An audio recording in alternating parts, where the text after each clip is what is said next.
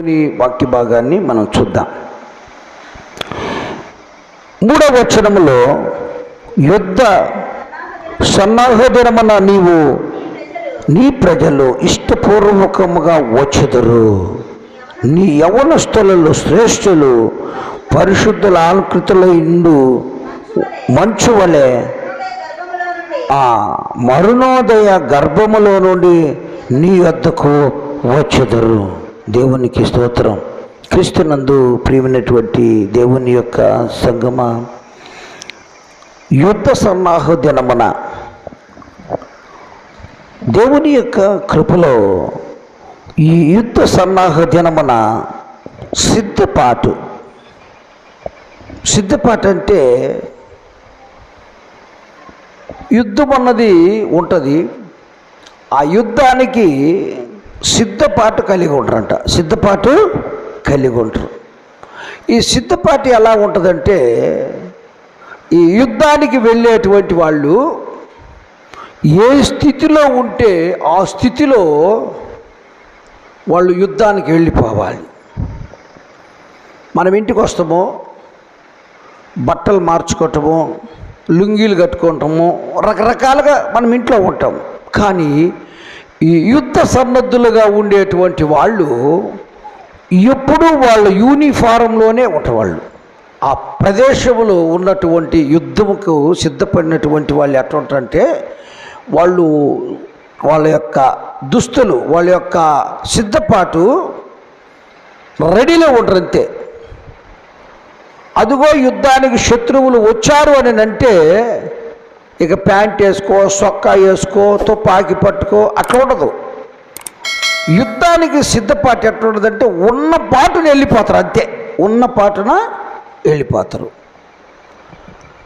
అందుకోసమే దేవుని యొక్క బిడ్డలు కూడా, దేవుని బిడ్డలు ఎలా ఉండాలంటే యుద్ధానికి సిద్ధమైనటువంటి వారుగా, యుద్ధ సన్నాహతులుగా వారు సిద్ధపాటు కలిగి ఉండాలి. ఎట్లుండాలి?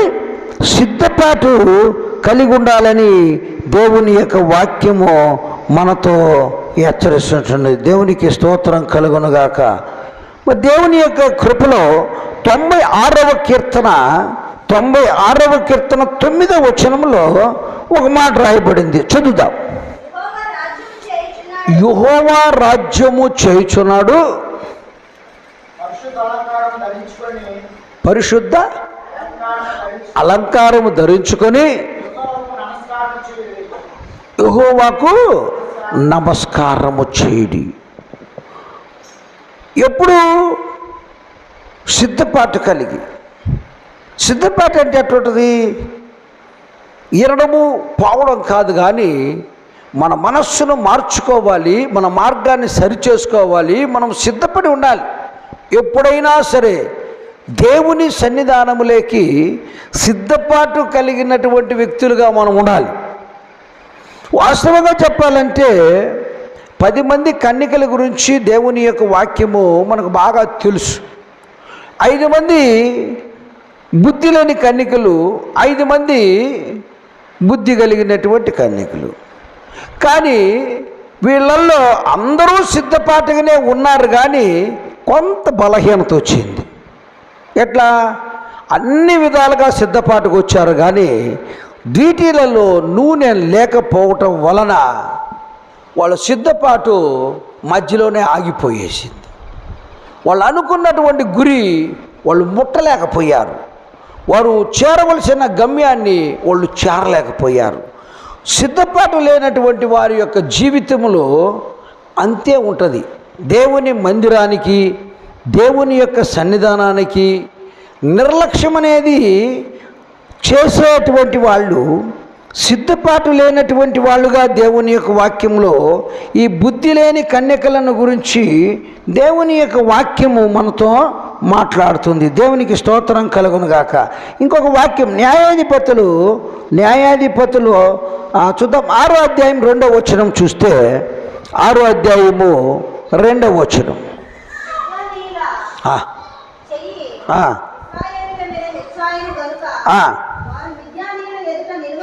నిలువలేక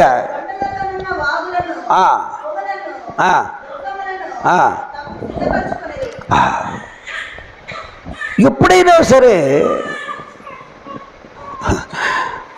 ఒకడు పండుకొని ఆలోచన చేస్తుందంట. ఏమని? వాన వస్తుంది, వానాకాలము, పైకప్పేయాలని పండుకొని ఆలోచన చేస్తుందంట. వాడు రోజు అదే ఆలోచన చేస్తాడు, పైకప్పేసుకోవాలి, పైకప్పేసుకోవాలి, పైకప్పేసుకోవాలి. రాత్రి సగం బొద్దుకాడ రానే వచ్చిందంట. ఏమొచ్చింది? వాన. ఇంకెప్పుడు వేస్తాడు? మీరు బాగా ఆలోచన చేయండి. ఈ పిట్టలు, పిచ్చుకలు, పక్షులు ముందు జాగ్రత్తగా గూడును సిద్ధపరచుకుంటాయి. గుడ్లు పెట్టే కాలానికి వచ్చినప్పుడు ఉండడానికి గూడును తయారు చేసుకుంటాయి, ముందుగానే ఏర్పాటు చేస్తాయి.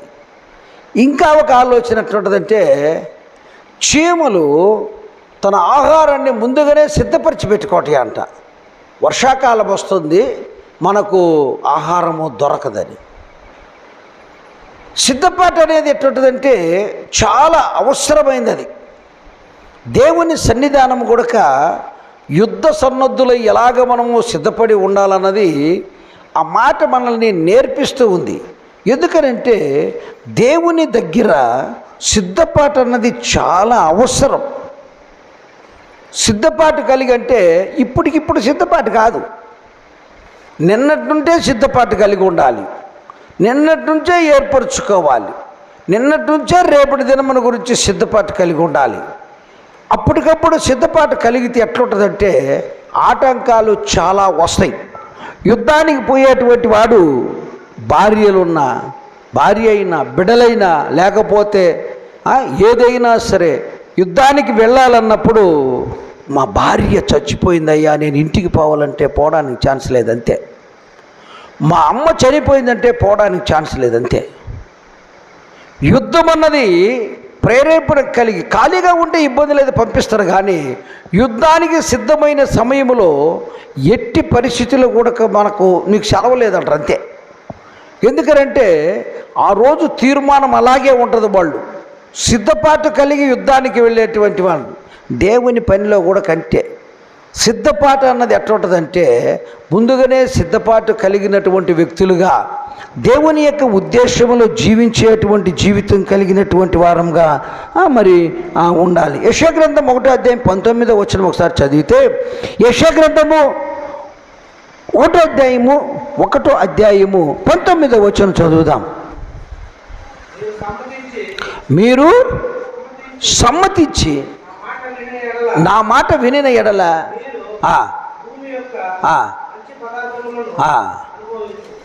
ఎట్లా?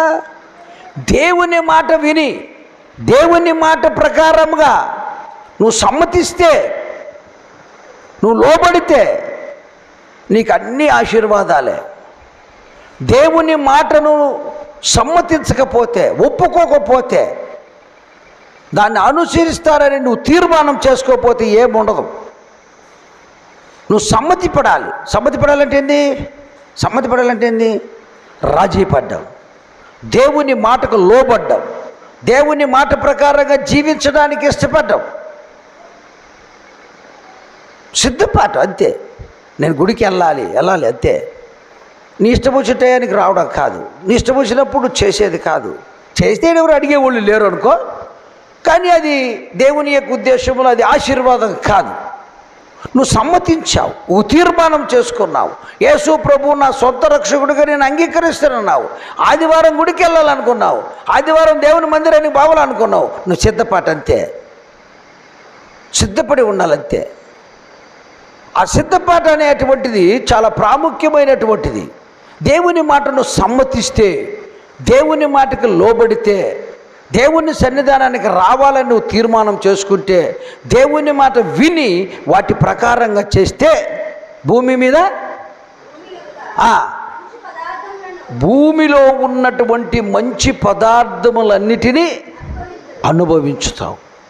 నీకు వస్తుంది అంతే, నీకు మేలు కలుగుద్ది. మన తిరుపతి రవికి ఎన్నిసార్లు చెప్పినా రా అంటే మరి గుడికి రాలేకపోతారు. దేవుడు మేలు చేస్తాడు, దేవుడు తప్ప ఎవరు ఏం చేయలేరు. వారమంతా పని చేసుకున్నావు, ఆదివారం వచ్చేలకు మరి దేవుని మందిరానికి రాకపోవడం అనేది అది న్యాయం కాదు, అది పద్ధతి కాదు. దేవుని మందిరములో దేవుని మాటలు విని వాటి ప్రకారంగా మనం నడుచుకుంటే మనకు ఏమైతే కావాలనో దేవుడు మనకు సాయం చేస్తాడు.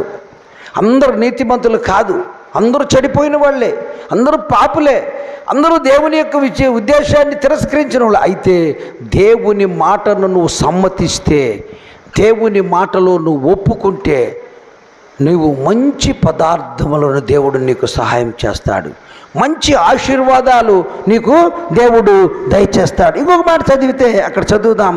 అలాగే 2వ కొరింథీయులకు రాసిన పత్రిక 8వ అధ్యాయము 3వ వచనం. 2వ కొరింథీయులకు రాసిన పత్రిక 8వ అధ్యాయము 3వ వచనం. నీ కృప విషయములను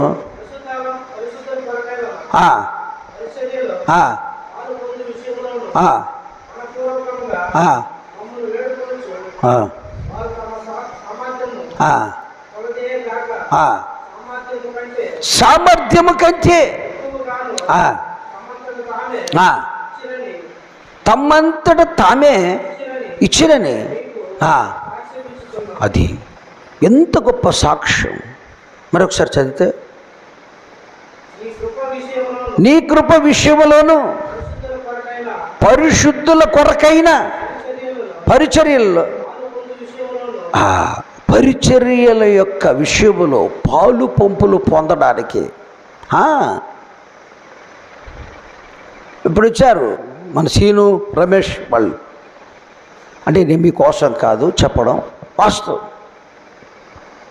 ఎందుకు నేను ఆ మాట చెప్తానంటే, పరిచర్యలో ఏమైంది అక్కడ, మేము వెళ్తున్నటువంటి మందిరములో మనుషులు వచ్చారా రాలేదా, పరిచర్య సాపలేశారా, కసుజిమ్మారా, బాగు చేశారా, ఎవరు రాకపోతే నేనేదో దేవుని పని చెయ్యాలనే ఆసక్తి కలిగి దేవుని పని కోసం ప్రయాసపడేటువంటి వాళ్లకు పరిశుద్ధుల సహవాసంలో కొనసాగించడానికి అనుకోవచ్చు. కొన్ని సంఘాలలో 100 మంది 1000 మంది ఉంటారని. ఈరోజు కొద్దిమందిగా ఉంటుంది, కొద్ది రోజుల తర్వాత 1000 మంది అయిపోతారు. దేవుని స్తోత్రం కలుగును గాక, హల్లెలూయా. కానీ పరిచర్య అనుభవము మనకు చాలా అవసరం. పరిశుద్ధుల యొక్క సహవాసములో కొనసాగేది మనకు చాలా అవసరమైనటువంటిదిగా దేవుని యొక్క వాక్యము మనతో హెచ్చరిస్తుంది. అందుకోసమే చూద్దాం.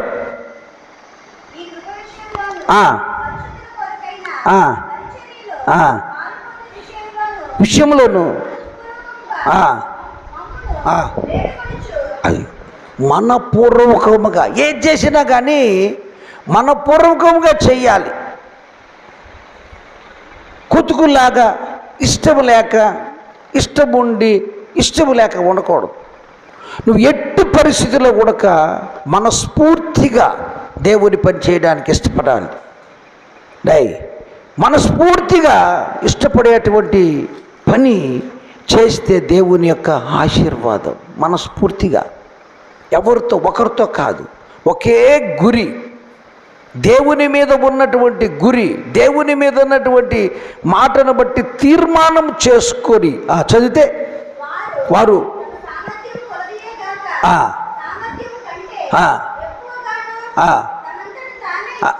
అది అదే దేవుని మందిరానికి, దేవుని పని మన సామర్థ్యం లేదు, దాన్ని మించినటువంటి సామర్థ్యం కలిగినటువంటి సహాయము దేవుని పని కోసం ప్రయాసపడ్డారు.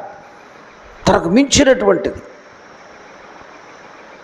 తమకు కలిగిన దానికంటే, ఇవ్వాలనుకున్న దానికంటే ఎక్కువ సామర్థ్యాన్ని మించి దేవుని పరిచర్యకు సహాయపడ్డారు.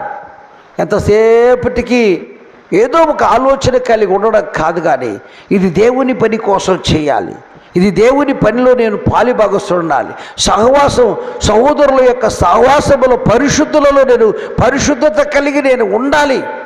అయ్యో నేను వెళ్ళాలి, నా సహోదరులు వచ్చి ఉంటారు, నా కోసం ఎదురు చూస్తుంటారు. నేనైతే వస్తున్నాకనే మిమ్మల్ని అందరినీ కాదు, సీను వాళ్ళ ఆయన వాళ్ళు అక్కడ విజయవాడ వెళ్ళారు, అక్కడ జ్ఞాపకార్థ కూడిక జరిగింది, అన్నగారు వచ్చారా రాలేదా అనేది నేను అడగలేదే. మరి వాళ్ళల్లో 2 ఉంటారు కదా, కుమారుడు ఇంకొక మరి శ్రీనివాసులు రాయవరం పైన రాలేదే అని ఆలోచన చేస్తే వచ్చేసారు. అంటే సహవాసములో కలుసుకునేటువంటి వారు ఒక వ్యక్తి రాకపోతే ఆ వ్యక్తి కోసము ఫోన్ చేసి ఏమన్నా రాలేదా, వస్తుండ్రా, సహవాసం అది. పాస్టర్ చేయాల్సిన అవసరం లే, మీకు మీరే ఫోన్ చేసేసి అన్న మీరు వస్తున్నారా రాలేదా, ఏంది ఆలస్యమైపోయినారే, పరిచర్య ఏంటి అన్నటువంటి ఆలోచన కలిగి చేసేటువంటి సహవాసం అది. ఒక వ్యక్తితో మాట్లాడి, ఒక వ్యక్తితో పలకరించి, ఒక వ్యక్తితో మరి మనము సహవాసం కలిగి జీవించేటువంటి జీవితం. అందుకే వారికి కలిగిన దానికంటే ఎక్కువగా దేవుని పరిచర్యకి ఇచ్చేశారంట.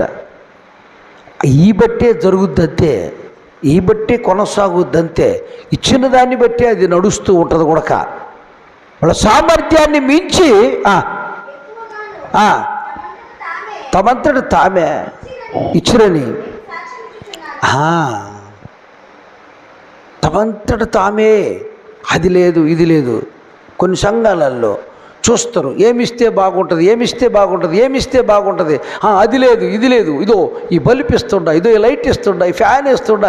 చాలామంది చాలా రకాలుగా తమ హృదయంలో తీర్మానం చేసుకొని అడగకున్నా కానీ ఇదో నేను ఇస్తున్నాననేటువంటి రీతిలో ఉంటారు. వీళ్ళు కూడా అలాగే తమ సామర్థ్యమును మించి వాళ్ళు దేవుని యొక్క పరిచర్యకు సహకరించినట్లుగా అక్కడ దేవుని యొక్క వాక్యము చూడబడుతుంది. అయితే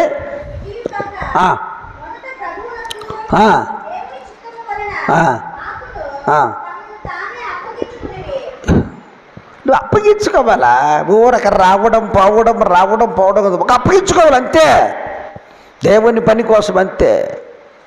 అబ్బా వీళ్ళు పెద్ద భక్తులైపోయారని ఒకడు అంటాడు. అబ్బా వాళ్ళు చూడరు, ఆయన ఏ రూపాన్ని అన్నారు చూడు, వాళ్ళు అంటారు, రకరకాలుగా చూసి మాట్లాడతారు. ఏ దేవుడు దొరక్క వీళ్ళకు ఆ యేసు ప్రభు దొరికాడని చెప్పేసి కొంతమంది ఎగతాళి చేస్తాడు. కాదు, నాకు నేనే అప్పగించుకోవడం, నాకు నేనే సమర్పించుకోవడం. ఎవ్వరి మాట లెక్కలేదు, ఎవరితో కూడా ఆలోచన లేదు.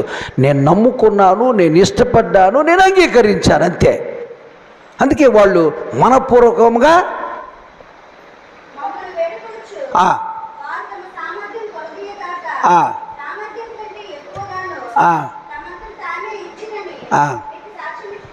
చూస్తున్నాను,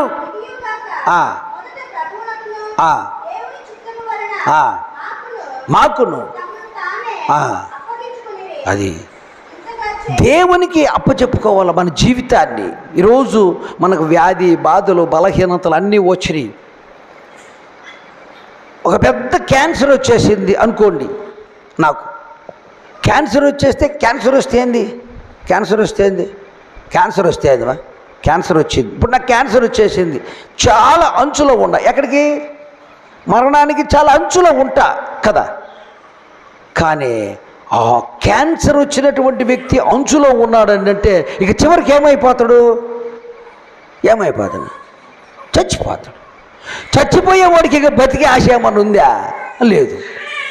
అలాంటప్పుడు ఏంటి, పూర్తిగా సమర్పించుకోవాలి ఏమైనా సరే. అలాంటి యొక్క స్థితిలో కూడా ఏంటంటే దేవుణ్ణి మనం నమ్ముకున్నామని అంటే ఇక ఎట్టా చచ్చిపోతాం, బాగున్నా చచ్చిపోతాం, బాగులేకున్నా చచ్చిపోతాం, కొంతకాలం బతికినా చచ్చిపోతాం, ఏదో ఒక రోజు చచ్చిపోతాం. కానీ చావుకు భయపడకుండా దేవునికి సమర్పించుకునేటువంటి ఎంతైనా సరే దేవుని యొక్క పరిచర్యలో సహకారిగా నేను ఉండాలి. ప్రభువుతో దేవుడితో ఒకసారి సమర్పించుకొని, అంతేకాదు దేవుడితో నేను సమర్పించుకున్నానని కాదు, కానీ సంఘానికి కూడా సమర్పించుకోవాలి. నేను సమర్పించుకున్నాను. ఎట్లా సమర్పించుకున్నాను, కొద్ది రోజులు కసువు జిమ్మేదానికో, కొద్ది రోజులు మందిరం కడగడానికో, కొద్ది రోజులు తగాదాడితే మానుకోవడానికో, కొద్ది రోజులు, అది కాదు. సమర్పణ జీవితం ఎట్లుంటుందంటే ఒక వ్యక్తిని కేకరించి తూ అని ఊసినా కానీ దాంతో నాకు లెక్కలేదులే అనేటువంటి మనస్తత్వం కలిగి దేవునితో అంగీకరించాలి. అలాంటి యొక్క జీవితము దేవునికి చాలా అవసరమైనటువంటిది. తన్ను తాను దేవునికి సమర్పించుకోవడము, తన్ను తాను దేవునితో సమర్పించుకొని, అంతేకాకుండా ఆ సమర్పణ జీవితములో కలిగినటువంటి నీవు ప్రభువుకు అప్పచెప్పుకోవాలంతే. ఈ శరీరం నాది కాదు, ఈ ప్రాణం నాది కాదు, ఏ రోజైనా నేను మట్టిలో కలిసిపోతానంతే. కానీ బ్రతకడానికి కొంతకాలమే మన జీవితాలు. కానీ ఈ లోపల దేవునికి సమర్పించుకునేటువంటి జీవితం కలిగి ఉండాలి. అందుకోసమే అక్కడ అంటాడు, దేవునికి స్తోత్రం కలుగును గాక. ఇంకొక మాట ఆ కింద మనం చదివితే, ఏమ్మా ఆమె చదవాలనా, ఇంకెవరు చదవరా?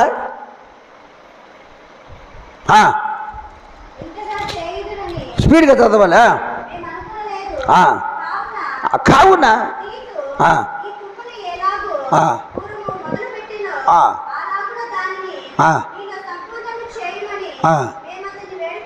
అది ఎట్లా నువ్వు మొదలు పెట్టావో, ఏ రూపాన యేసు ప్రభువుని నువ్వు నమ్ముకున్నావో అట్లాగే చివరి దాకా ఉండాలి.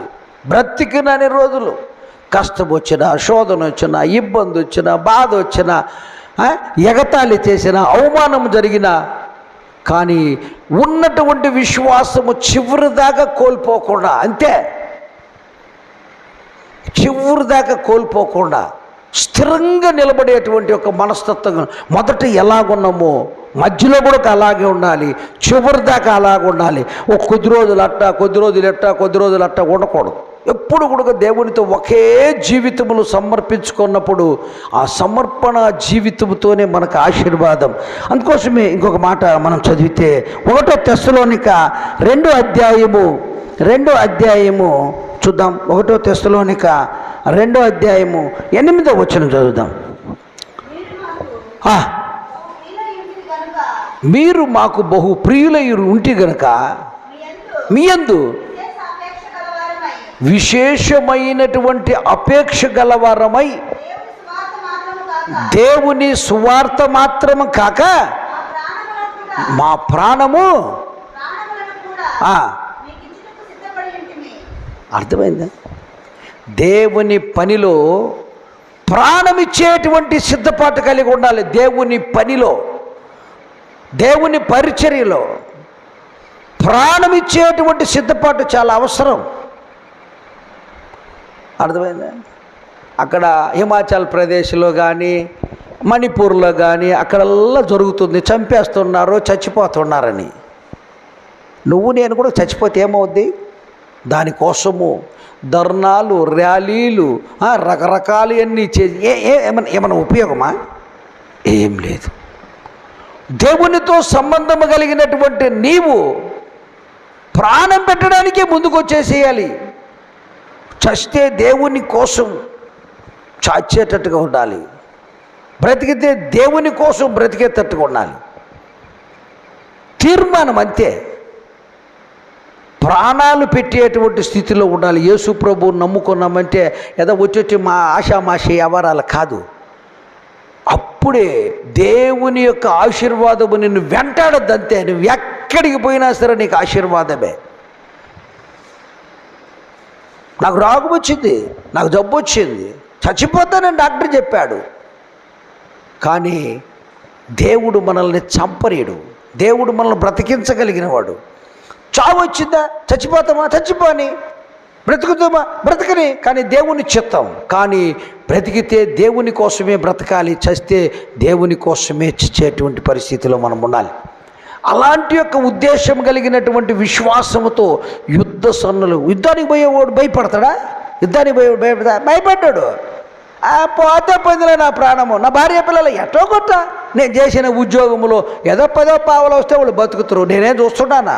కానీ నేను ఒక త్యాగపూరితమైనటువంటి మనసుతో ఒక తీర్మానము చేసుకొని యుద్ధములో ప్రాణం పెట్టాలని వచ్చిండు కాబట్టి భయపడతాడా? అస్సలు భయపడ్డాడు. భార్యని గురించో బిడ్డల గురించో ఆలోచన చేయడు. యుద్ధానికి సిద్ధమై వచ్చినటువంటి వ్యక్తి యుద్ధములో సావు బతుకలే ఉంటుంది. శత్రువు చంపేయచ్చు, లేకపోతే శత్రువును వీడు చంపి బతకొచ్చు. కానీ యుద్ధానికి పోయినటువంటి వాడు తిరిగి వచ్చేదాకా నమ్మకం లేదు.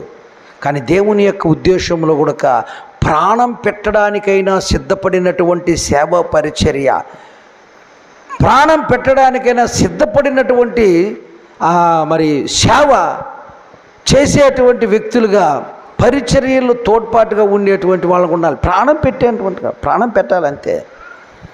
చాలామంది ప్రాణం పెట్టేది ఏంది? ఏదో ఒక దురలవాటు ఉంటే దాన్ని వదిలిపెట్టరు. ఏదో ఒక అలవాటు లేక ఉంటే దాన్ని వదిలిపెట్టరు. ఇక ప్రాణం ఏం పెడతాడు? బుద్ధి మాట్లేదు కదా. దేవుని యొక్క ఉద్దేశంలో ప్రాణం పెట్టునంతగా జీవించేటువంటి జీవితము మరి దేవునికి ఇష్టమైనటువంటిది. చదివితే చూద్దాం. కష్టమును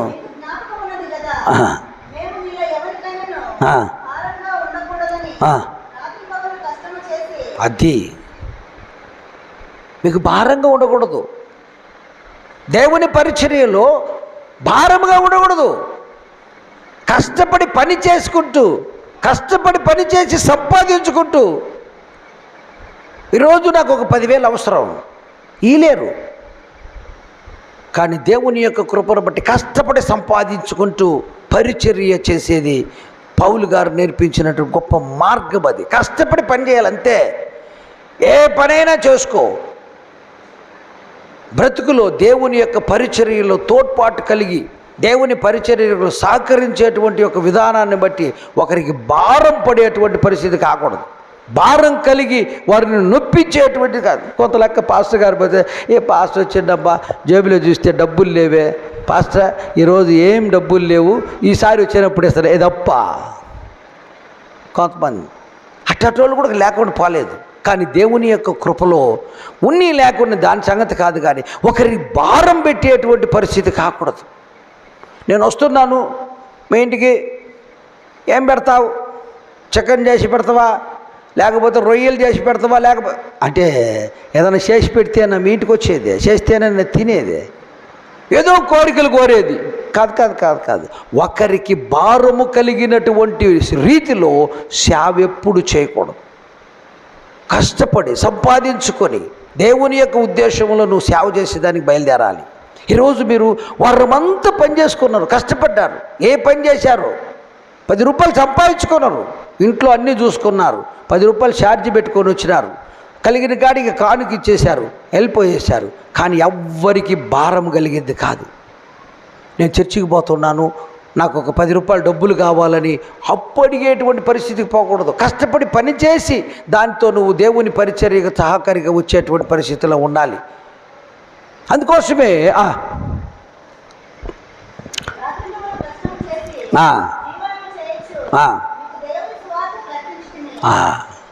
ఈరోజు సేవ ఎట్లా ఉండదంటే, వేరే విధమైనటువంటి సేవ, ఉచితమైన సేవ చేసేదానికి పోవాలి. ఒకరి దగ్గరికి వచ్చి బలవంతంగా వాళ్ళు ఏదో ఇస్తారు, ఇస్తారు, ఇకపోతారు. కానీ సేవా పరిచర్యలో బలము కలిగి బలవంతమైనటువంటి సేవ చేయకుండా దేవునితో సంబంధం కలిగి నేను సంపాదించుకున్నది నేను తింటూ దేవుని పరిచర్య చేస్తే అది ఆశీర్వాదకరం. కొంతమంది పాస్టర్లు వచ్చిందంటే కొంతమంది విశ్వాసులు భయపడిపోతారు. ఆ పాస్టర్ వచ్చిండు, ఆయన కానుక ఇవ్వాలి, ఆయనకు ఒకటి ఇవ్వాలండి. కొంతమంది అయితే నాకు ఇంతే ఇస్తే బాగుండదు, ఏంది ఇంత ఇచ్చినవే, 50 రూపాయలు ఇచ్చినవే, 100 రూపాయలు ఇచ్చినవే, ఒక 500 ఇలేవా, ఇట్లా మాట్లాడేవాళ్ళు కూడా కొంతమంది. కానీ దేవుని యొక్క పరిచర్యలో ఎప్పుడు కూడా ఒకరి కోసమే ఆశపడి పరిచర్య చేసేటువంటి పరిచర్యగా కూడా ఉండకూడదు. అలాంటి విశ్వాసమైనటువంటి పరిచర్య. చాలామంది అంటారు ఉద్యోగం, చాలా మంది ఎట్లా ఉంటారు తెలుసనా, పాస్టర్ ఏమో పాస్టరే, నేనేననుకోండి ఉతారుగా, నేను పాస్టర్, నాకు ఒక 2 కొడుకులు ఉంటారు, వాళ్ళు మంచి ఉద్యోగాలు చేస్తారు, ఒక్కొక్కడికి 50,000 జీతం వస్తుంటుంది. భార్య కూడా ఉద్యోగం చేస్తుంటుంది, ఆమె కూడా ఒక 50,000 జీతం వస్తుంటుంది. నెలకు వచ్చేలకు 1,50,000 రూపాయలు ఇంటికి వస్తుంది. ఈయన మాత్రం సేవ చేస్తా అంటాడు, నేను పూర్తిగా సేవ చేస్తున్నాను అంటాడు. వాళ్ళు ఉద్యోగం చేసి డబ్బులు లేకపోతే ఈయన సేవ ఏం చేస్తాడు చెప్తా నేను. అట్లా చెప్పుకునే వాళ్ళు కూడా చాలామంది ఫుల్ టైం సేవ అని చెప్పి, ఫుల్ టైం అయినా హాఫ్ టైం అయినా కానీ సమర్పణ జీవితంలో సంపాదన కోసం చేసేటువంటి సేవ ఉండకూడదు. సంపాదన కోసం సేవ కాదు. అందుకోసమే సేవా పరిచర్యలో సమర్పించుకున్నటువంటి సేవ ఎలాగా, ప్రభువుకు సమర్పించుకోవాలి, సంఘానికి సమర్పించుకోవాలి. ఆ సంఘము యొక్క పరిచర్యలో పరిచారకులుగా పనిచేయడానికి, సహోదరులతో కలిసి పరిచర్య చేయడానికి ఇష్టపడాలి. ఆ పరిచర్య ఎలా ఉంటుందంటే, నువ్వు పండుకున్నా కూర్చున్నా అక్కడ ఏం జరిగింది, ఆ పరిచర్య, ఆ సంఘంలో ఆ లైట్ పోయి ఉన్నది, అది లేదు, మరి ఇది ఇలాగా ఉన్నది, అలా ఉన్నది, మరి వాటన్నిటి పరిచర్యలో ఎలా మనము మరి చూడాలి, పోవాలి, చెయ్యాలి, చెందాలి అన్నటువంటి ఆశ కలిగి సహవాసంలో కొనసాగేటువంటి వ్యక్తులుగా మనం ఉండాలి. అందుకే ఇంకొక మాట చదువుదాం. దేవునికి స్తోత్రం కలుగునుగాక. దేవుని యొక్క ఇంకొక మాట చదువుదాం. దేవునికి స్తోత్రం.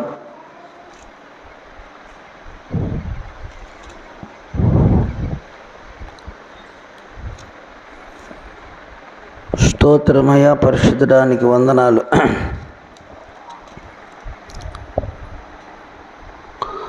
చదువుదాం. మత్తయి సువార్త 3వ అధ్యాయము 2వ వచనం ఒకసారి చదువుదాం. ఒక్క నిమిషం. కాదు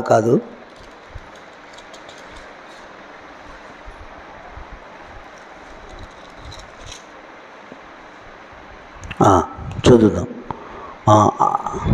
చూద్దాం. ఆదికాండము 8వ అధ్యాయము 1వ వచనం చదువుదాం.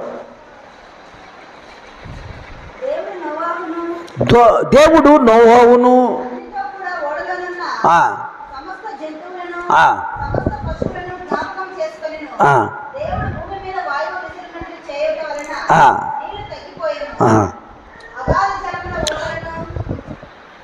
దేవుడు నోవాహును కాపాడాడు. కానీ నోవాహును కాపాడాడంటే దేవుడు నోవాతో చెప్పినటువంటి మాట నోవా నమ్మాడు.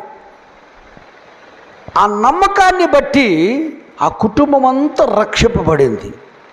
120 సంవత్సరాల ఓడను తయారు చేస్తే పిచ్చోళ్ళలాగా అనుకున్నప్పటికైనా సరే దేవుని యొక్క పరిచర్యలో దేవుని మాటను మీరకుండా చేసిన దాన్ని బట్టి ఆ కుటుంబము 120 సంవత్సరాల తరువాత ఆ ఓడలో వాళ్ళు రక్షింపబడ్డారు. ఈరోజు మనం అనుకుంటాం ఏందిలే వాస్తవం ఏం లేదు కదా, ఏదో మీరు బండి ఎక్కారు, ఇడికి వచ్చారు, మళ్ళీ పోయారు, ఏదో పోయాము వచ్చాము, ఆడేది టెంకాయ లేదు, కుంకం లేదు, పసుపు లేదు, ఊదుబొత్తి లేదు, ఏం లేదు, అడిగి పోయినామని 4 మాటలు చెప్పాడు, ప్రార్థన చేసి మేము వచ్చినాం, అంతే కదా. ఏమైనా కనపడుతుందా? ఏం కనపడదు. కానీ దీని యొక్క ప్రతిఫలము ఒక దినమున మనం చూస్తాం. దీని యొక్క ప్రతిఫలము మనం ఒక దినం చూస్తాం. ఏమీ ఉండదు దేవుని యొక్క. ఆయన కూడా కంటే నోవా 120 సంవత్సరాల ఓడను తయారు చేసినప్పుడు ఏం లేదు. ఆ చెట్లు తేవడము, ఆ ముద్దులు తేవడము, ఆ మానులు చేయడము, కష్టపెట్టడం. వాస్తవం చెప్పమంటారా? ఆ పని చేసే వాళ్లకు కూలి కూడా నోవా ఇచ్చాడు. పనిచేసే వాళ్లకు కూలి నోవా ఇచ్చాడు. దేవుడు చెప్పాడు ఓడ తయారు చేయడం, ఊరక తయారవుద్దా? ఆ ఓడ తయారు చేసేదానికి వాళ్ళందరూ కూలి నోవా ఇచ్చేశాడు. వాళ్ళు కూలిస్తున్నాడు, వాళ్ళకి అన్నం పెడుతున్నాడు, ఓడను కట్టిస్తున్నాడు, అన్నీ చేస్తూనే ఉన్నాడు. దేవుడు చెప్పిన మాటకు లోబడ్డాడు. నడుస్తూ ఉంది కార్యక్రమం అంతా కూడా.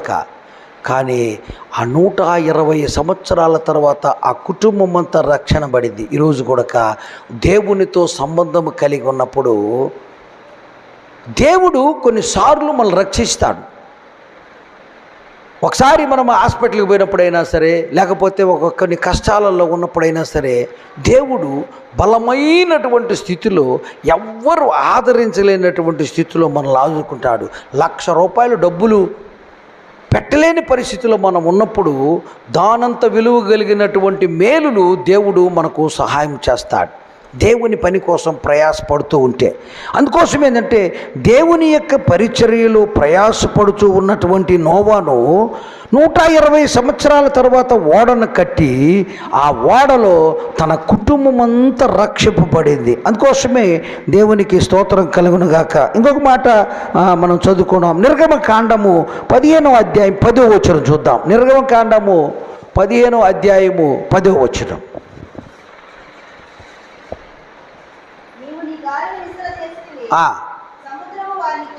కప్పెను.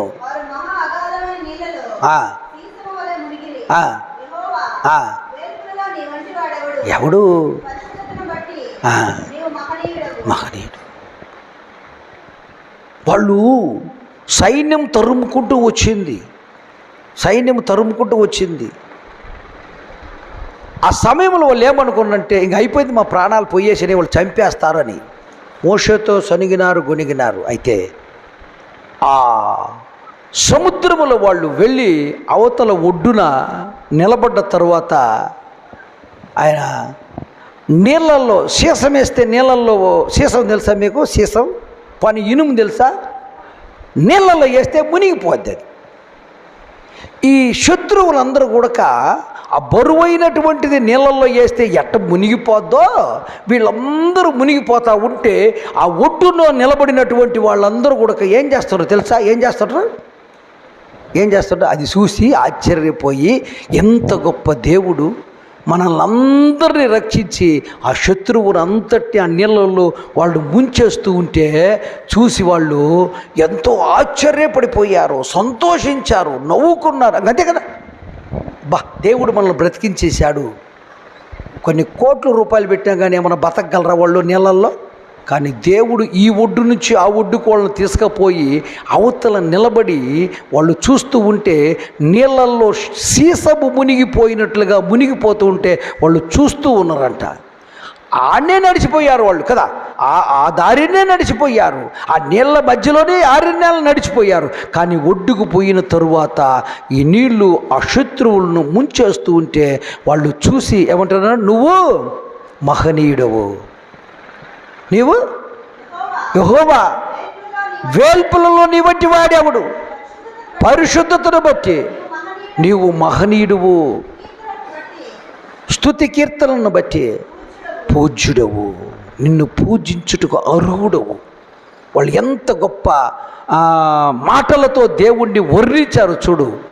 ఈరోజు నువ్వు కూడా నేను కూడా అంతే, కష్టాలలో, బాధలో, వేదనలో, వ్యాధితో, బలహీనతలో నుంచి దేవుడు మనల్ని గట్టెక్కించిన తర్వాత నువ్వు కూడా అలాగే పలకాలి. ఆయన మహనీయుడు, ఆయన స్తుతులకు పాత్రుడు, ఆయన నీ వంటి వాడి లోకములో ఎవడూ లేడయ్యా, నువ్వే నిజమైనటువంటి దేవుడు అని సత్యమును బట్టి చెప్పగలిగినటువంటి ఆ గొప్ప మాటలు ఏమన్నా ఉందా?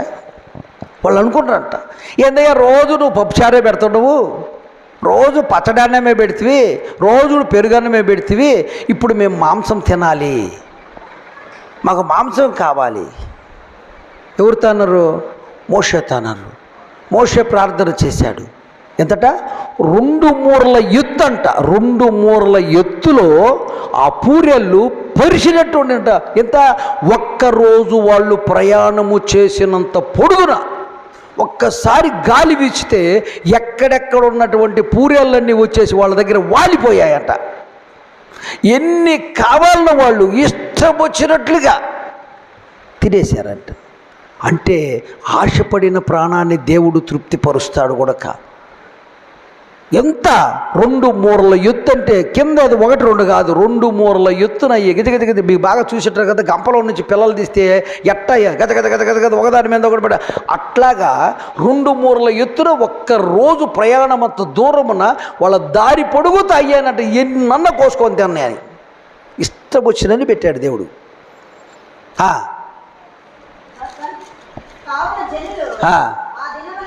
ఆ దినమంతయు, ఆ రాత్రి అంతయు, మరుసటి దినమంతయు లేచి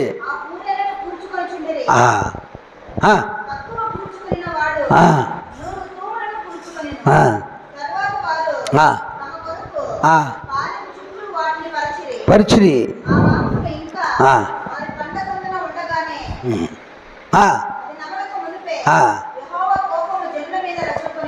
దేవుడు అతి ఆశగా గనక దేవునితో గనక నువ్వు గనక పాపం చేసేదానికోసం కూడా, లేకపోతే దేని కొరకు నువ్వు గనక దేవుని దగ్గర గనక నువ్వు అడిగితే ఇస్తాడు. కానీ వాళ్ళు ఇచ్చిన దాన్ని తిని పళ్ళ సందున ఆ మాంసం పుల్లతో గుచ్చుకునే లోపలనే వాళ్ళు చచ్చిపోయేశారట. ఆయన కోపం వచ్చేసింది. అంటే ఏంటి? దేవుణ్ణి శోధించారు వాళ్ళు. ఈరోజు మనము దేవుణ్ణి శోధిస్తున్నాం. చాలామంది దేవుణ్ణి శోధిస్తున్నాం, అది కావాలా, ఇది కావాలా, అటు కావాలి, ఇటు కావాలని చెప్పేసి. కానీ దేవుణ్ణి శోధించడానికి మనకు అర్హత లేదు. వీళ్ళు దేవుణ్ణి శోధించి చచ్చిపోయారు. అందుకోసం ఏంటంటే దేవుని దగ్గర మనము ఎప్పుడూ కూడా మనకు కావలసినటువంటిది అతి ఆశ కొరకు మరి ప్రార్థన చేసేదో, అతి ఆశ కొరకు మరి పొందడానికి ఇష్టపడేటువంటి యొక్క పరిస్థితిలో మనం ఉండకూడదు. హెజ్కేలు 37వ అధ్యాయం 9వ వచనం ఒకసారి చదివితే, హెజ్కేలు 37వ అధ్యాయం 9వ వచనం.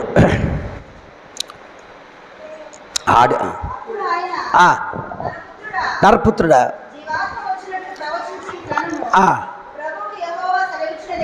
ఏమనగా వచ్చి వారి మీద విడుము.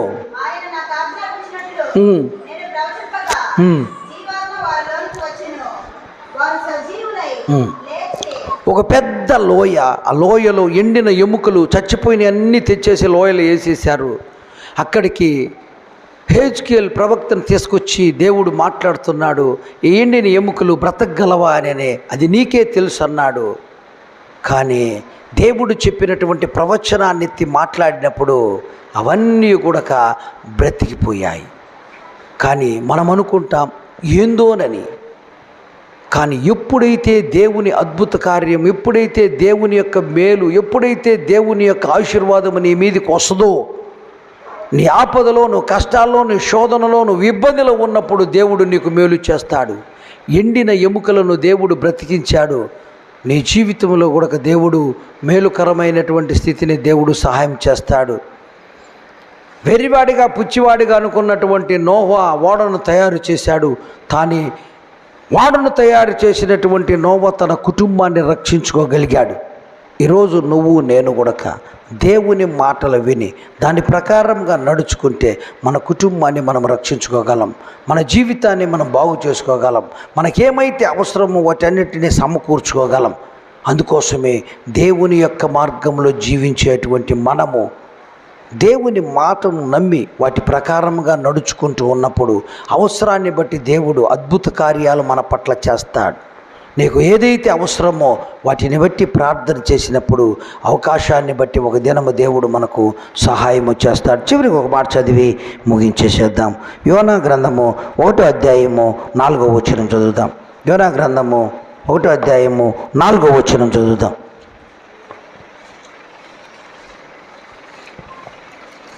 యోనా 1వ అధ్యాయం 4వ వచనం.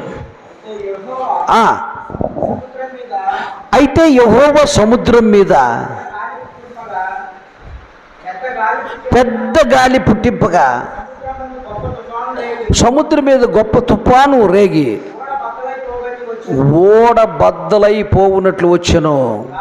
కాబట్టి